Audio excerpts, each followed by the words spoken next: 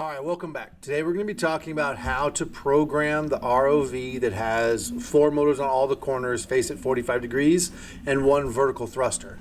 The programming is pretty straightforward, and the control is pretty awesome. Like you'll be able to slide sideways, go forward, backwards, or rotate the ROV. I think it'll make for a really nice experience. All right, let's get started with it. So I'm going to actually create a new sketch here. Once it comes up, I need to name the sketch right away just so I know what it is for later. So the first thing I'm going to do when it pops up here is click on the name up here and then click rename and give it a name that makes sense. I'm going to call mine Mate ROV for the competition, and I'm going to call it the video version. That's just for me, so I know it's the one I created for this video. Hit rename, everything's good. I'm going to hide this the debug console, and then let's just go ahead and get started. So we need to create an instance for each of our 5 motors. We need to name our 5 motors so we can use them later. To do that, we've got to import the servo library. Remember, we're using that servo library for all the motor controls. So I'm going to come over here to my library tab on the left hand side here. I'm going to type in servo, see what it comes up with, and this first one's the one I want. It's going to add this code up here, and it's going to tell me that it included the library, so now I have access to all of the code, the commands from the library, all the functions. All right, so now above the void setup, I'm going to create a little bit of space here, and I'm just going to type the word servo with a capital S, and then the name of my servo motor. So here, I'm going to always do the left-right direction first. So I'm going to say left front motor, LF motor, and semicolon, and then a little comment here, this creates and names the motor. Names a motor. And again, here you could use whatever name you wanted. If you wanted to call yours Bob's Uncle, you could. It just wouldn't be very helpful. All right, now I'm going to copy and paste this, and I need 5 motors. 2, 3, 4, 5. And I'm going to call left front, I'm going to call it right front. And then this one's going to be left back. And then, and then here, right back.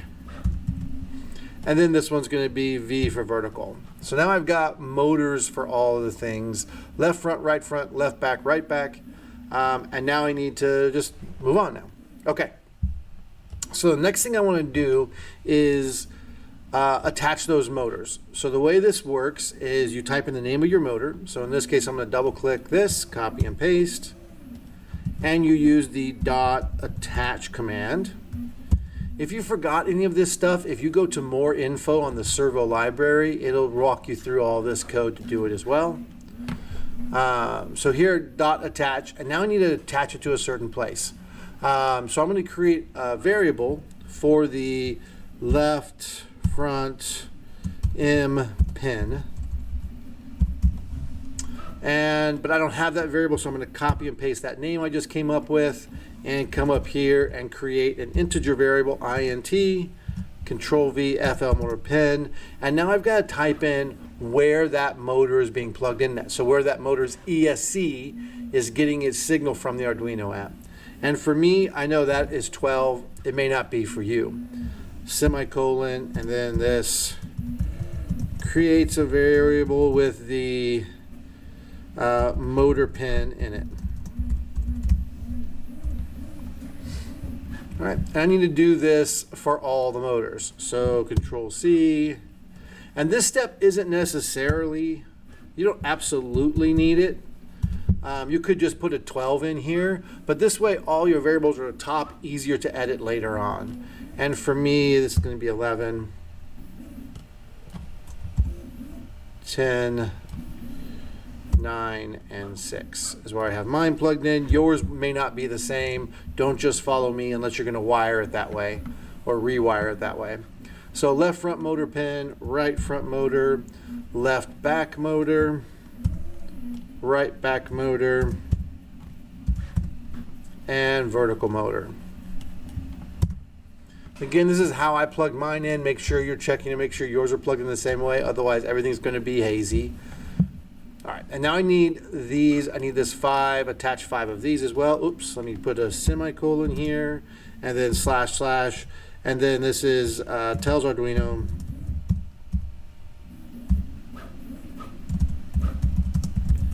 where the motor's ESC is connected.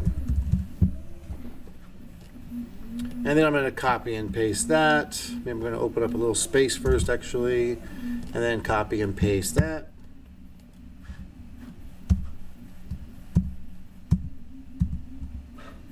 And I'm going to tab. Oh, I need one more. Yep, I need one more. I'm going to tab all these to line them up properly.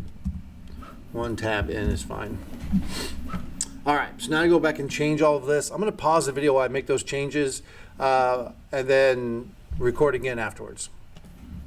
All right, so I've got that done. I went through and changed both of these so they match up with each other. Now I've attached all of my motors. And what I want to do now is just look for some errors. Before I get too deep into programming, I want to constantly look for errors.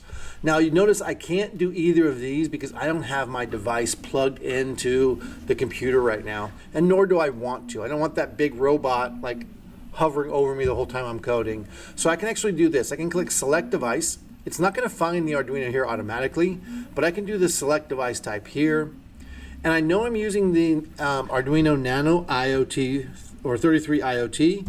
So I'm just type in 33, didn't bring it up, IoT. Oh, there it is right there. The Nano 33 IoT.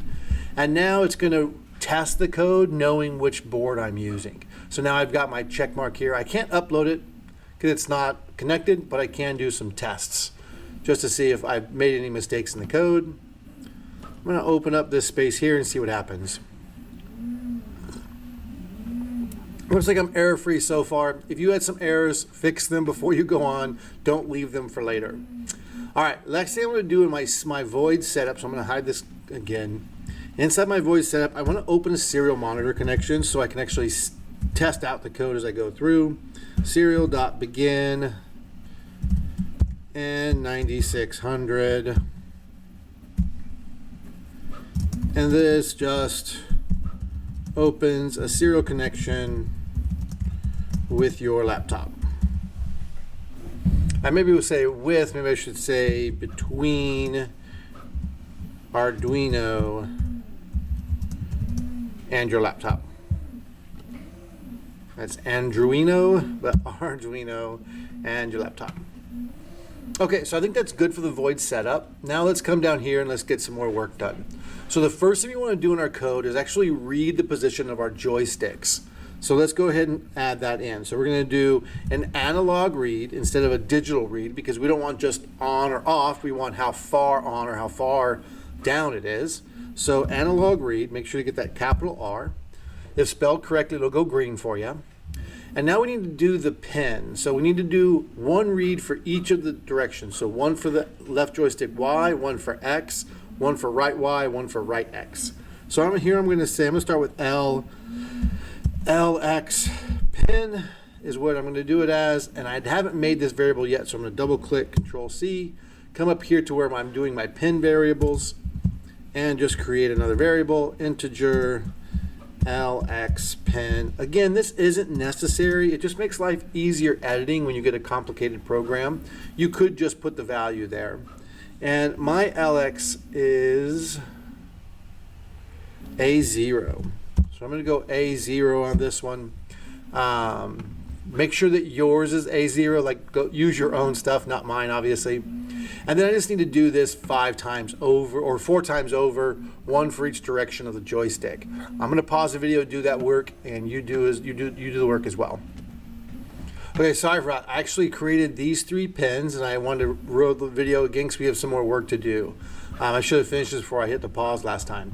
So we did analog read at LX pin. I'm going to do a semicolon here to end the command, and then // and then this reads the pin, and now this is the next thing we're going to do.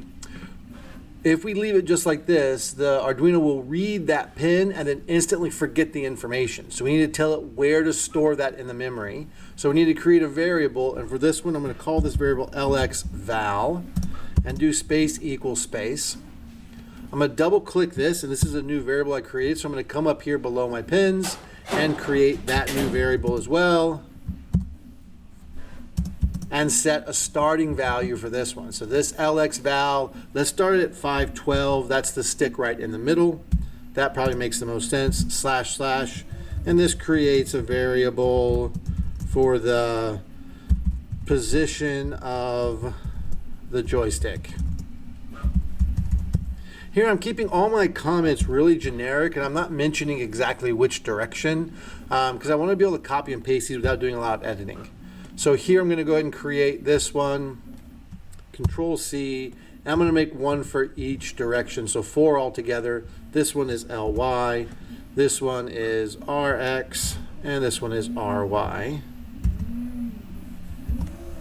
Now I've got my LX, all my pins set up, and my value variables set up, and I'm ready to come down here and copy and paste this line of code. Oh, and stores the value in a variable. Got my comment ready to go, and now I'm ready to copy and paste. My advice is do not copy and paste until you are ready to, because once you copy and paste, it's really hard to, you have to go like add a comment. You got to add a comment to all of them, so it's easier to do it right off the bat. All right, now I just need to go change all of these. So this is going to be LX, and this is going to be LY. I'm going to try and stay in the same order I did all of the other ones in. RX, RX. This will allow me to see breaks in the pattern more easily and identify where I've made mistakes. All right, so at this point, we've just read the values from all of the pins. And we want to do one last thing before we break for this video, is we're going to do a serial print of all of this so we can actually see what's going on. Now, without the Arduino connected, you won't be able to test it yet, but you'll at least have the code ready for testing.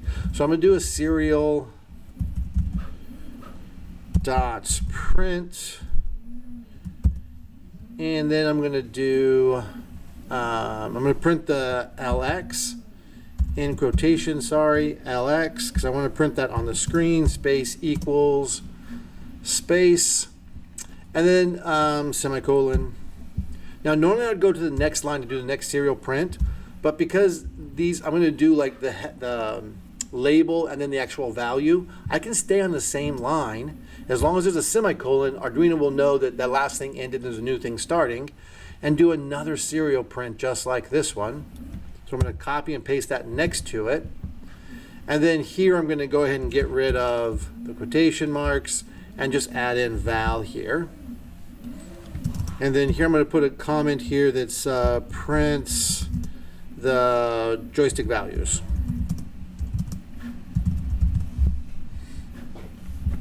Okay. And now all I want to do is I'm going to open up some more space here under the void loop, and I'm just going to copy and paste this. Control C, enter 4 times, and then change this from LX to LY, Y, R, R, RY, RY. I want to run a quick check now just to make sure that I haven't made any errors. Again, it's not gonna, there's no serial monitor to open up because it's not actually connected to an Arduino, but at least, okay, done. I haven't made any typo errors yet. All right, that's it for the video this time. Next time we'll pick up from here and just keep working our way down. Great job, everybody. Hang in there.